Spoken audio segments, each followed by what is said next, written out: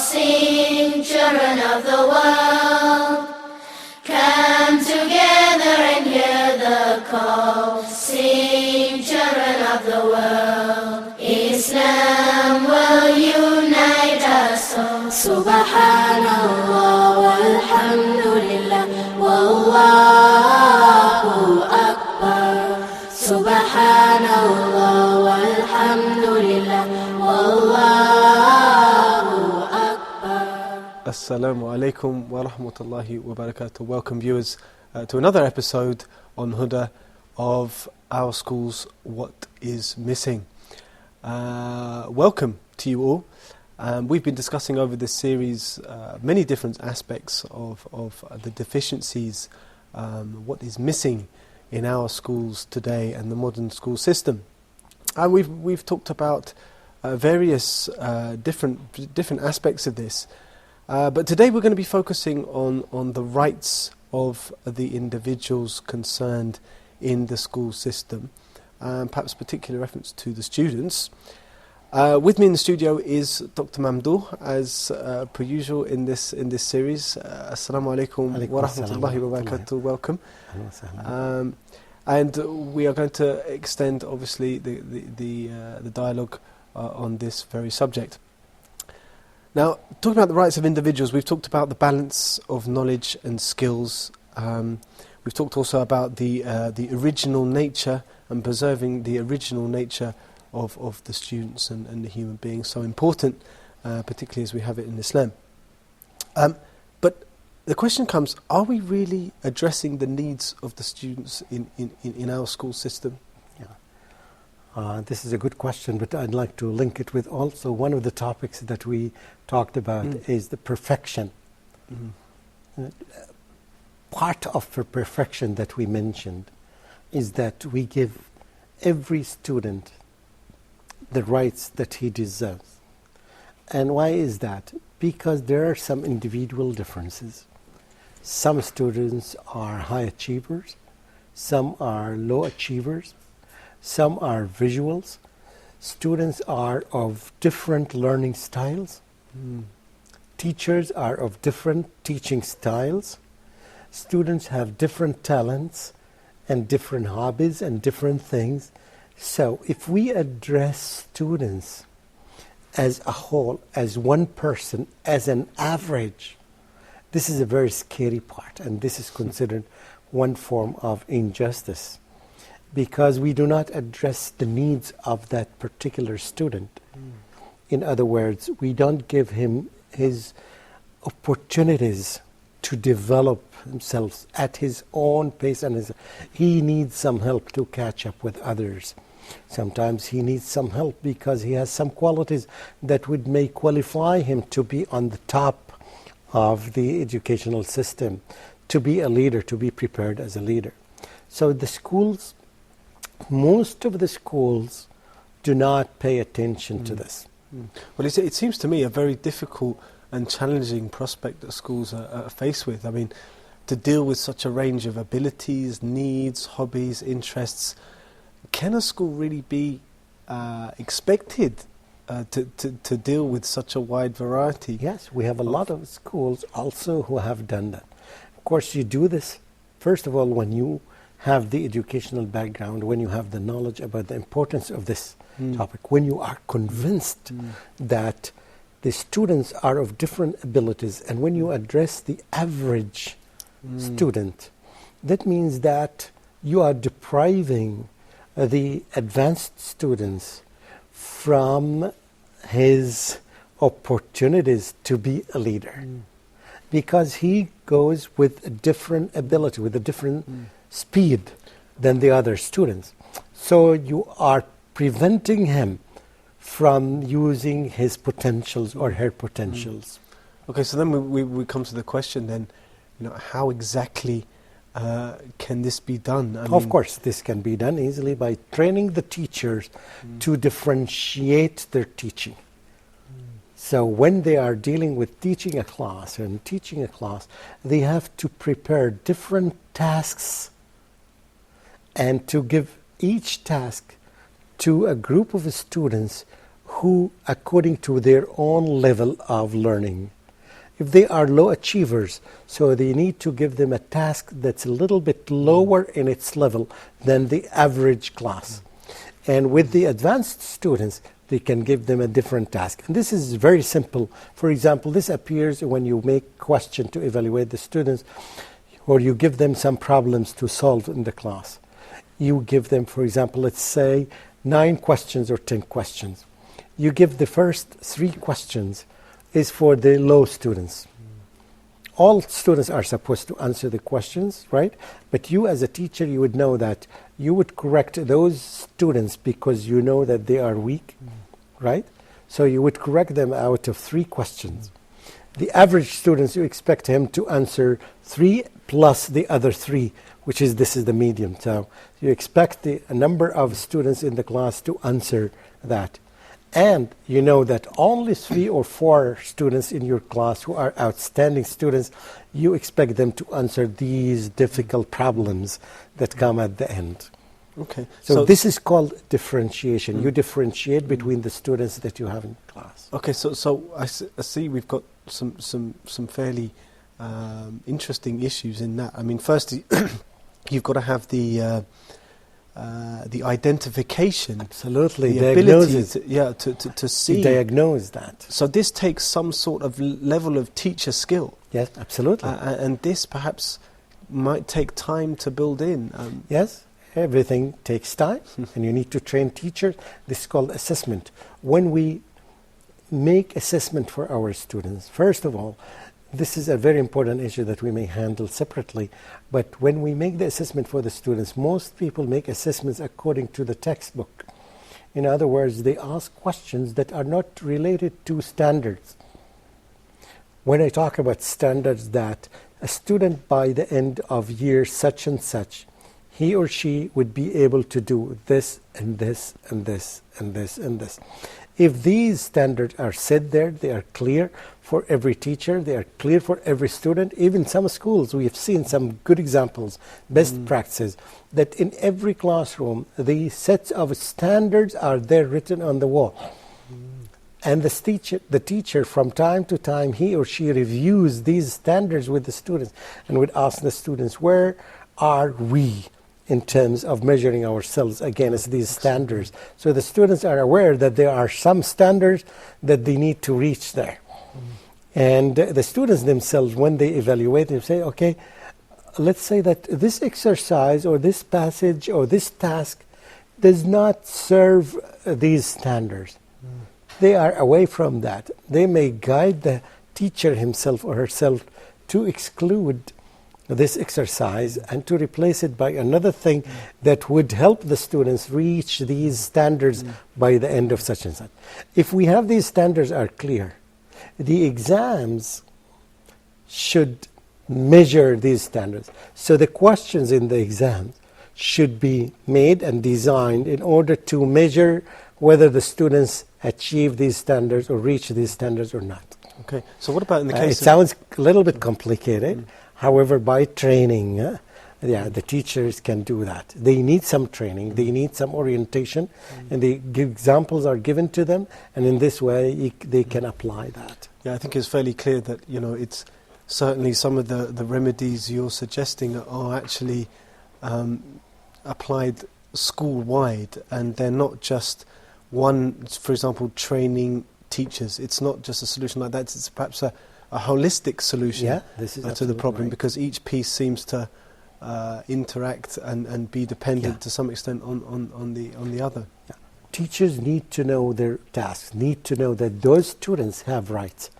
Teachers, or schools in general, need to understand that, you see that when you study any country in the world, even the most advanced countries, for example, in the USA, for example, they found a specific group of people, the Afro-Americans, for example, at certain time, regardless of the causes that caused this to happen. But they found that because a lot of them and other people would go to prisons and would cause some problems to the society, they found this group of people are pulling down the society. Every time the society wants to rise, step ahead, they found that this group of people is pulling them down.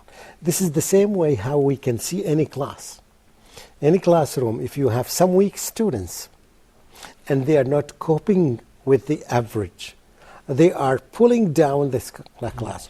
So the teacher should find solutions, the whole school should find solutions to give those students their rights to develop their potentials, to take them from this level to put them with the average.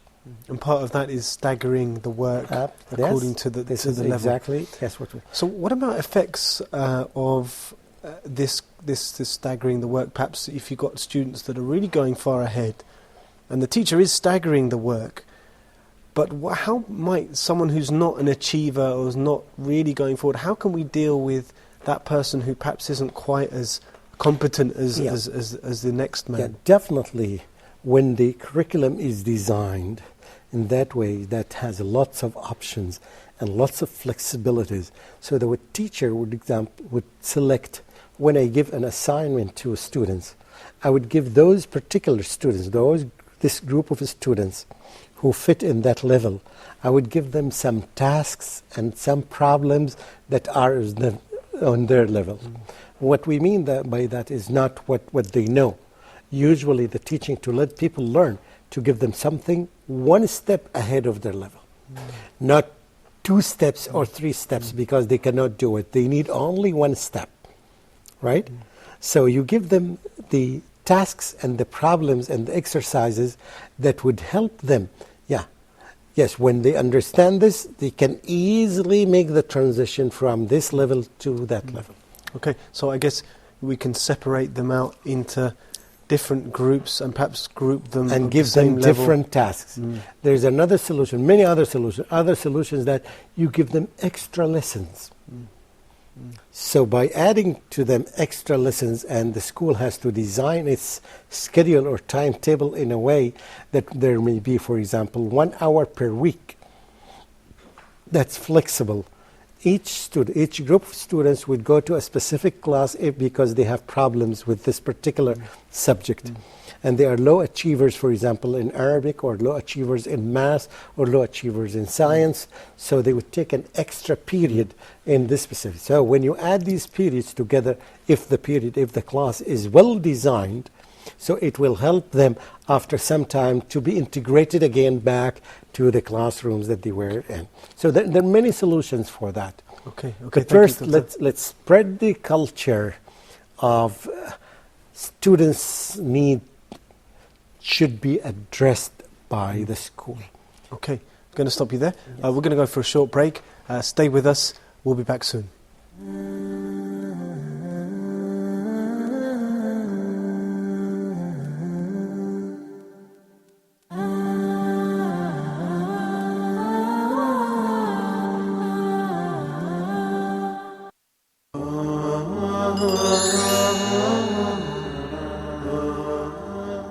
Professor Muhammad Naeem As-Sa'i and Brother Ahmed Rajab in their show Islamic Law Today. Is the duty and responsibilities and the job of every Muslim believes in Allah subhanahu wa ta'ala and Rasulullah alayhi salam to share in this very blessed and very honorable project to revive this deed. Very briefly, I want Muslims, Ummah, the audience, the viewers, to believe in their God, to believe in their Islam. For example, and she's giving a very good example, Mufti said that protesting is against Islamic law. He has just opened a very deep wound in my heart. If we want to analyze the Egyptian revolution as a Muslim scholar, how do you look at it? Egyptian youth were able to do because they have these 3 elements. They were able to unite the whole Egyptian people in a very clear message, very simple. They have very clear demands.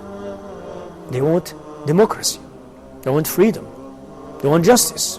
What is the Islamic law perspective regarding the protesting? Is there rules to have a demonstration? Can we deny that what is going on in Egypt right now is better than 3 years ago? Of course. No, it is better. Of course. So this is the blessing from Allah subhanahu wa ta'ala. How to reshape this result? how to activate the Islamic law after the result of this revolution. This is the work of the Islamic law and its people. The issue of demonstrations and protesting against government or seeking change through demonstrations. What should be done to reform it in an Islamic way? The next episode, they will continue to discuss the Egyptian revolution in the eyes of the Muslim scholars.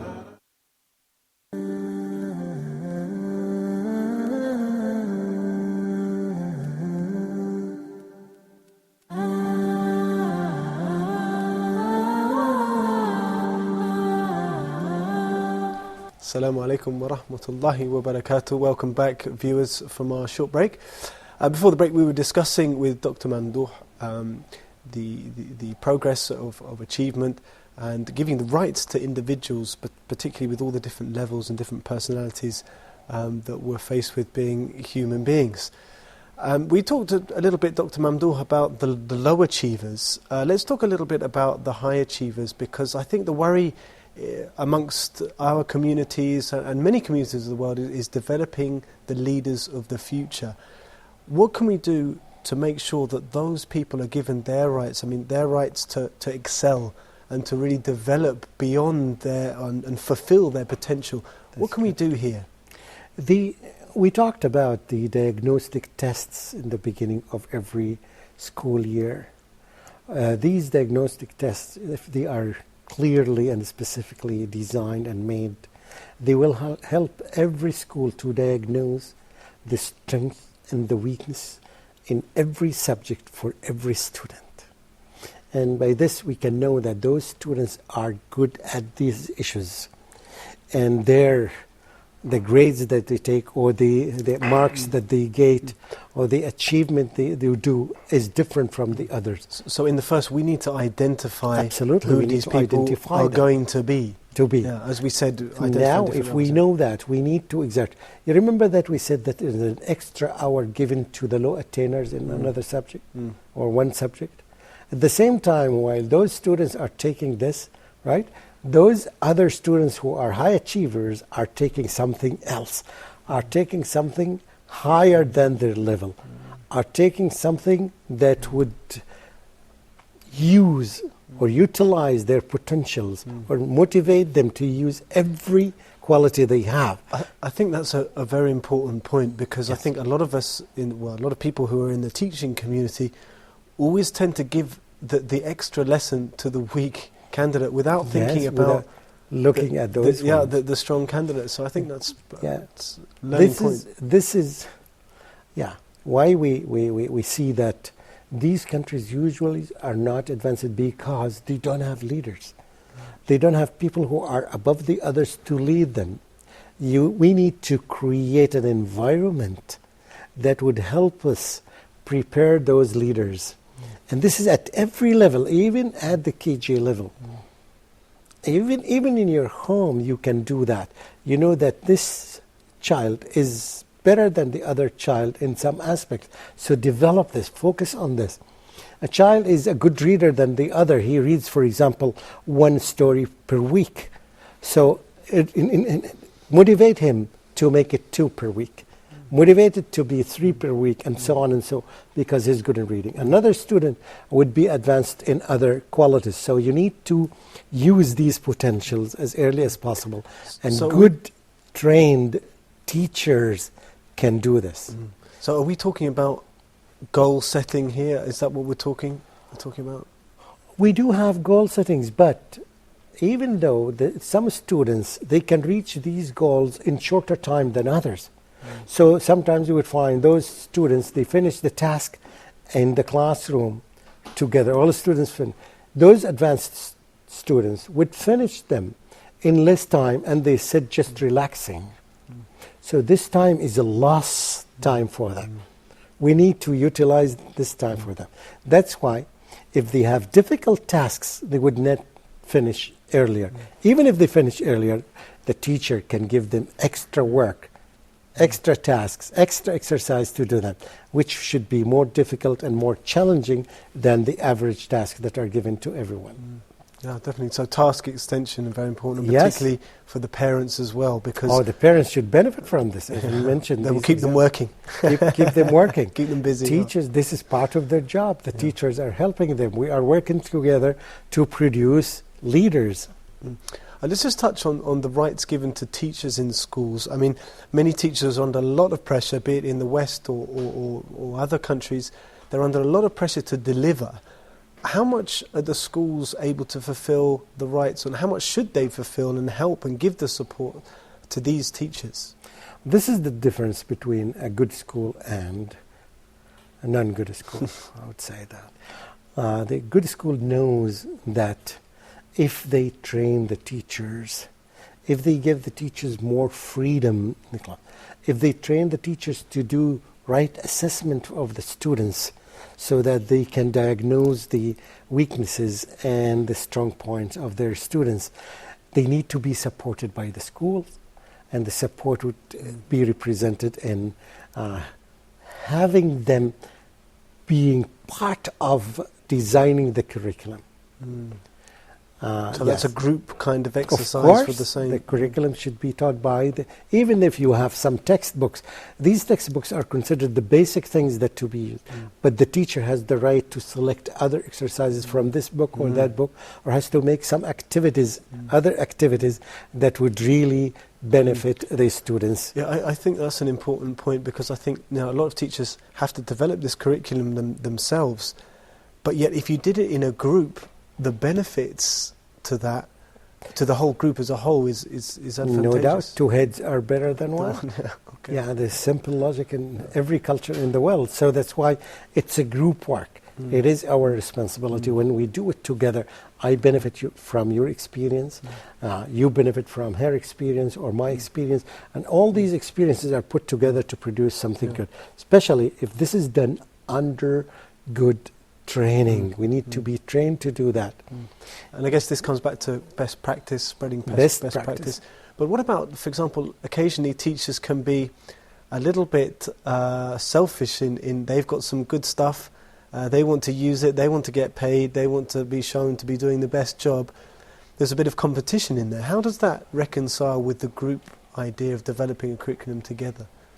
Yeah, this is very important. But when you implant this type of culture, is the best of you is the one who benefits humans. So the more you benefit, the more you get benefit. If you keep your good things for you yourself, you deprive others from benefiting from it, you get little reward. Yeah, that's true. If you spread it among many people, that's what we're doing. We want to spread the goodness among people. I have good practice. We have a good religion. This great religion of Islam, the final message, we want to spread it among people so they would benefit from it. We want to share the happiness that we have. We want to share the rewards that we have. And of course, this will not affect the number or the amount of rewards that we are going to get from Almighty Allah. Rather, we want to benefit humanity. Okay. Look at many inventions, the invention of electricity, for example. How many people on the earth benefited from this? Just finally, touch on the Islam. How does this sort of, is this been done before? Is this somewhere in Islam that this is deeply rooted? These concepts are deeply rooted in this religion. For example, one of the most common saying is that أعطي كل ذي حق حقه. Give each one his due rights. So the advanced student has specific rights, has some rights that the average student doesn't have. So we need to give this one to meet his rights and needs, and to give this one his rights and needs. And again, the low achiever needs to get his or her rights, right? So this is أعطي كل ذي حق حقه. And this is again back to the whole concept of justice. To be just and to be fair to the students is not just by saying, no, by preparing your lesson very well, by addressing the needs of those groups and this category, by preparing this well, by doing your works professionally and scientifically, you can benefit all those. And remember all the time that you get rewards for that. And this is inculcated in all the acts of the Prophet ﷺ. And again, for those teachers, that you said that each one wants to be selfish. Remember that, yeah. Sometimes there is a little bit of that Yes. from my خير experience. الناس أنفعهم للناس. The best of the people is the one who benefits other people more. And one of the things that some people sometimes forget in this life is one of our tasks in this life, which is part of our worship to Almighty Allah, is to gain as much rewards from Almighty Allah on the Day of Judgment. We can do this. So if this way is better than this way to get more rewards, I'm going to take this one. I'm going to leave this one because I found a different way to get more rewards. Yes. Try to imagine the concept of fi sabilillah, the concept of sadaqah jariyah. When you make a sadaqah jariyah, when you, for example, you get an advanced student and you give him a scholarship to study, whatever benefit he will benefit otherwise, you are going to be rewarded for that. So when you implant this culture in the brains of the teachers and the parents and every human being, each one of them will try to do his best and to compete with each other to benefit humanity. So this is really coming from the essence of Islamic thought. This is the really, essence isn't it? of it. Yeah, and Islamic culture. So we should be working promoting these ideas, and sometimes perhaps it's not that we're coming with Islam and we're telling everyone that Islam and Islam and Islam, but it can just come through the deed and the simple thing, the simple system, the way you run your class. This is it, by doing it professionally. Because some of us obviously work in schools Yeah. that perhaps they're not, Islamic schools, but how can we bring the idea of Islam in there without necessarily, sometimes in the West, people don't want to hear necessarily Islam. But they want to see the good deeds. We and the call Islamic it Islam thinking. in practice. Islamic practice, yeah. Yeah, Islam in action. Yeah, so we take these concepts and apply them in our life. When we perfect our job, we are giving the good example for all human beings to know that Islam really is a religion that benefits all human beings. Not just by saying, but when we put it into action. This is something that's missing really in Islamic schools, and I think that some Islamic schools, alhamdulillah, have started doing it in action. We need it to be on the individual level, whether you are a teacher or a parent, but as a human being, as an individual human being, you need to, after perceiving this in you, you need to put it into action so that everybody around you would see this in action, and we can call it Islam in practice or Islam in action. And this is connected exactly with what you have said in the previous episode when you said that Aisha radiallahu anha, when she was asked about the manners of the Prophet sallallahu alaihi wasallam, she said that in very few words, she said that كَانَ خُلُقُهُ الْقُرْآنِ. His manners, his behaviors, his actions were the embodiment or were the representation of the Quran. Okay. So Islam in action. That's Islam is excellent. Thank you very much, Dr. Mamdouh. It is always a pleasure having you on the show, Jazakallahu khair. and we hope to see you again very Inshallah. soon, inshallah. That's all time we have for today, viewers. I hope you enjoyed, and I hope you benefited again from the wise words of Dr. Mamdouh. I leave you with Assalamu alaikum wa rahmatullahi wa barakatuh.